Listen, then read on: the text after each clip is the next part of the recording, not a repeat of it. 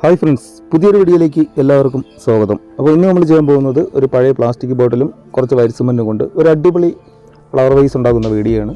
അപ്പോൾ എന്തായാലും ഇത് വളരെ സിമ്പിളായിട്ട് തന്നെ എല്ലാവർക്കും ഉണ്ടാക്കാൻ പറ്റും. അപ്പോൾ നേരെ നമുക്ക് വീഡിയോയിലേക്ക് തന്നെ പോകാം. അപ്പോൾ അതിനുവേണ്ടി ഞാൻ ആദ്യം ഒരു പ്ലാസ്റ്റിക് ബോട്ടിൽ എടുത്തിട്ടുണ്ട്. മുകൾ സൈഡ് വീതി കുറഞ്ഞു വരത്തക്ക രീതിയിലുള്ള, കാരണം മുകളിലോട്ട് വരപ്പോൾ റൗണ്ട് ഷേപ്പ് കുറഞ്ഞു വരത്തക്ക രീതിയിലുള്ള പ്ലാസ്റ്റിക് ബോട്ടിൽ മാത്രം എടുക്കുക. എന്നിട്ട് അതിൻ്റെ മുകൾ ഭാഗത്തു നിന്ന് കുറച്ച് ഭാഗം ഞാൻ കട്ട് ചെയ്യുന്നുണ്ട്. അത് കഴിഞ്ഞിട്ട് അതിൻ്റെ അടിഭാഗവും കുറച്ച് കട്ട് ചെയ്ത് മാറ്റുന്നുണ്ട്. അപ്പോൾ അടിഭാഗം കട്ട് ചെയ്ത് മാറ്റിയിട്ട് നമുക്ക് അതിൻ്റെ സെൻറ്റർ അടി സൈഡിൻ്റെ മുകളിലോട്ട് വെച്ച് നമുക്ക് എത്ര പൊക്കം വേണോ ആ ഒരു പൊക്കത്തിന് അവിടെയും കൂടെ കുറച്ച് കട്ട് ചെയ്ത് കളയുക. കട്ട് ചെയ്ത് കളഞ്ഞിട്ട് ബാക്കി ഉള്ള പീസുകൾ നമ്മൾ ജോയിൻറ്റ് ചെയ്തെടുക്കാം.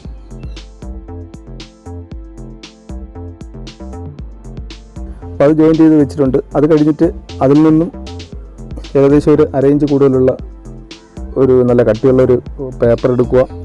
എന്നിട്ട് നമുക്ക് കുപ്പിയുടെ ചുറ്റാതെ വൈറ്റ് സിമൻറ്റ് കലക്കി ഒഴിക്കാനുള്ളതാണ്. അപ്പോൾ അതിന് വേണ്ടി നമുക്ക് ഉണ്ടാക്കുന്ന ഫ്ലവർ വൈസിൻ്റെ കനം എത്ര വേണോ ആ ഒരു കനത്തിന് പേപ്പർ റൗണ്ട് ചെയ്തെടുക്കുക.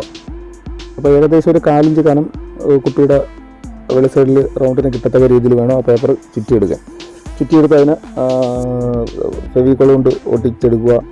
അത് കഴിഞ്ഞിട്ട് നമുക്ക് കുപ്പിയുടെ അടി ഭാഗത്ത് ഗ്ലൂ വെച്ച് അതിന് മറ്റൊരു കാർഡ്ബോർഡിൻ്റെ പീസിലോ അല്ലെങ്കിൽ ഒരു തെർമോക്കോളിൻ്റെ പീസിലോ ഉറപ്പിച്ചെടുത്തിട്ട് നമ്മൾ റൗണ്ട് ചെയ്ത പേപ്പർ എടുത്ത് ആ കുപ്പിയുടെ സെൻറ്റർ ഭാഗം നോക്കി വെളി സൈഡിലോട്ട് ഇറക്കി വയ്ക്കുക. അത് കഴിഞ്ഞ് നമുക്കടുത്ത് വേണ്ടതെന്ന് പറഞ്ഞാൽ വൈറ്റ് സിമൻറ്റും വെള്ളവും കൂടെയാണ്. അപ്പോൾ അത് വലിയ ലൂസാകാത്ത രീതിയിൽ മീഡിയം ഒരു കട്ടിക്ക് നല്ലവണ്ണം കലക്കിയിട്ട് നമുക്ക് ഗ്യാപ്പിലോട്ട് ഒഴിച്ചു കൊടുക്കാം.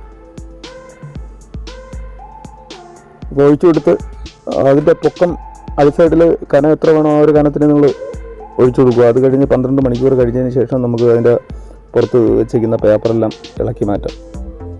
ഈ പേപ്പറിൽ ഇളക്കി മാറ്റിയിട്ട് നമ്മളതിൻ്റെ കുപ്പിയുടെ ആ ഹോൾ വരുന്ന ആ സൈഡിലുള്ള ഭാഗത്ത് വൈറ്റ് സിമൻറ്റ് നല്ലവണ്ണം കനം കുറച്ചെടുക്കുക.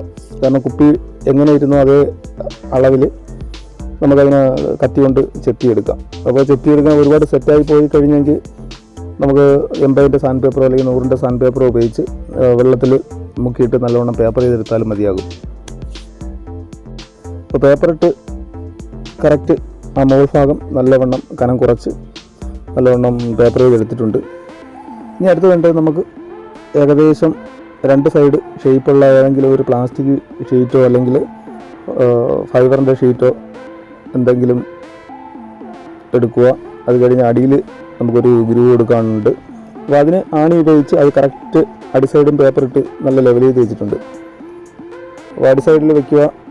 നമുക്ക് എത്ര വീതി വേണം ആ ഒരു വീതിക്ക് ആണി ഉപയോഗിച്ച് നല്ലവണ്ണം കുഴിച്ച് വരച്ചു കൊടുക്കുക. അത് കഴിഞ്ഞിട്ട് നമുക്ക് അതിൻ്റെ മുകളിൽ നിന്ന് താഴത്തെ ആ ഗ്രൂ വരച്ചിരിക്കുന്ന ആ എൻഡ് വരെ തിരിച്ചും കൂടെ ലൈൻ ഇട്ട് കൊടുക്കുക.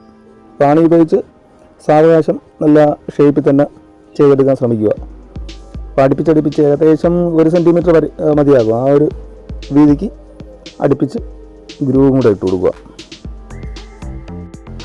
അപ്പോൾ അടുപ്പിച്ചടുപ്പിച്ച് ഗ്രൂ ഇത് കണക്കിന് ഇട്ട് കൊടുക്കുക. എന്നിട്ടത് ഗ്രൂ എല്ലാം ഇട്ടതിന് ശേഷം 80ൻ്റെ പേപ്പർ ഉപയോഗിച്ച് അതിനകവും കൂടെ ആ ഗ്രൂ നല്ലവണ്ണം ഉരച്ച് ക്ലിയർ ചെയ്തെടുക്കുക.